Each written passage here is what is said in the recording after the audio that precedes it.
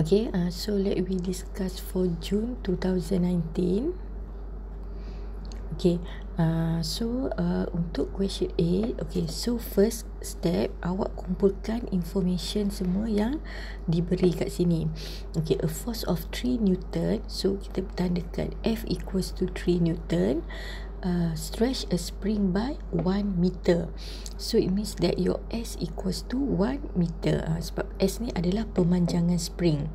Find the spring constant K. Okay, so kita boleh cari mana-mana formula yang sesuai, yang ada kaitan antara F dengan S. So kita tahu Hooke law, dia kata F equals to KS. Okay, Hooke law kat sini awak boleh cari mana-mana formula. Okay, so F kita ada 3, so KS equals to 1. So it means that your K equals to 3. Okay, so dah dapat dah nilai untuk K. So awak kena sesuaikanlah dengan soalan. Okay, untuk soalan B, a mass of 4 kg is attached to the spring. Okay, baca satu-satu soalan. Maknanya a mass of 4 kg, so it means that your M equals to 4. Kalau awak tak faham pun tengok pada unit. So mass dia mesti unit dalam kilogram. Is attached to the spring at time t equals to 0. The mass is pulled down, maknanya mass tu ditarik ke bawah a distance of 1 meter from equilibrium position. Okay, kat sini sebenarnya yang tu adalah displacement, initial displacement at 0 equals to 1, sebab dia ditarik ke bawah, so dia adalah positif. Okay, and release with a downward velocity of 0.5. So kalau awak jumpa kataan downward velocity, so yang ni maknanya x prime 0 equals to 0.5. So bila dia ke bawah juga, dia adalah positif juga. Okay, assuming that damping is negligible. Okay, so beta dia tak ada, so beta equals to 0. Determine an expression for the position of the mass at time t. What is the period of the motion? Okay, so maksudnya dia nak equation untuk X, solution dia lah kan. Okay, so awak dah ada maklumat semua ni. Okay, so kita tahu dia adalah point yang penting kita tahu, first dia adalah homogeneous. Okay, homogeneous sebab dia tak ada FT, tak diberi dalam soalan. So bila dia tak ada FT, dia adalah homogeneous, and then dia adalah initial value problem. Bila initial value problem, maksudnya awak kena cari nilai C1 dan C2.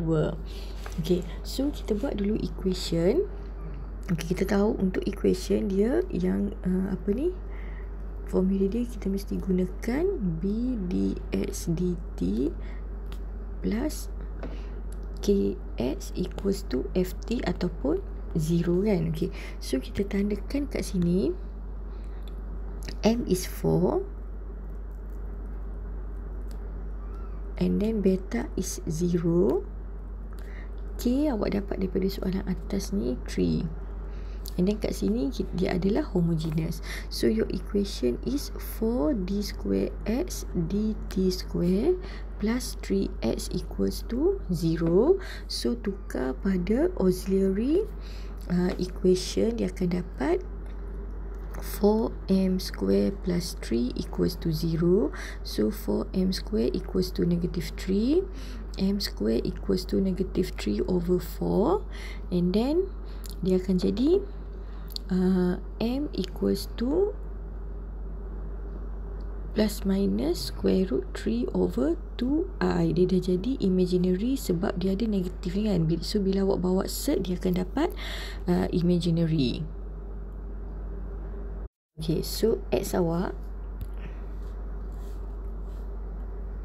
okay, XT awak, so dia dah tak adalah XC dengan XP kan, dia tak ada sebab yang ni biasanya untuk non-homogeneous. So kalau untuk homogeneous awak just letak XT je. Okay, so dia akan jadi C1 cos square root 3 over 2T plus C2 sin square root 3 over 2T. Okay, yang ni yang general value Okay, sebab apa tak ada exponent? Sebab dia formula dia exponent alpha T, C1 cos beta semua kan. Okay, since alpha ni, sebab jawapan kita tadi adalah 0 plus minus square root 3 over 2i. So dia ada cuma bahagian beta. So that's why kat sini dia tak wujud AE. Okay, so now awak masukkan initial value problem yang kita ambil daripada soalan tadi. X0 equals to 1 and then x prime 0 equals to 1 over 2. So you solve the equation. Okay, yang ni awak dah ada xt, maknanya untuk x01 masukkan kat sini 1 equals to x0, maknanya yang ni lah, masukkan ni 0 and then satu lagi x prime. Okay, x prime daripada x awak kena differentiate dulu. So dapatkan x prime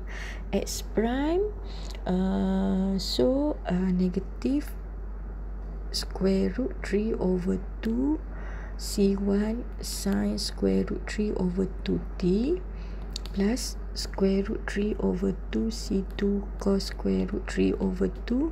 Okay, so this is your x prime. Okay, and then masukkan nilai kat sini. X prime 0 equals to 1 over 2. So awak akan dapat solution which are C1 equals to 1 and then C2 equals to 1 over square root 3. So your solution xt equals to ambil yang ni lah balik. Xt ni solution kita C1 cos square root 3 over 2t plus C2 1 over square root 3 sin square root 3 over 2t. So this is your solution. So kita ambil yang ni solution last, kita gunakan yang xt.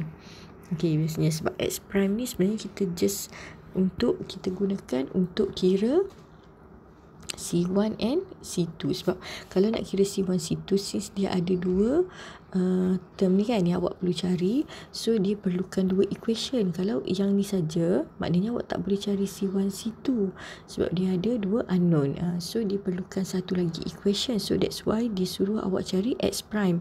X prime ni maklumat dia dapat daripada initial velocity. This one untuk initial displacement. So this is your solution. Okay, xt.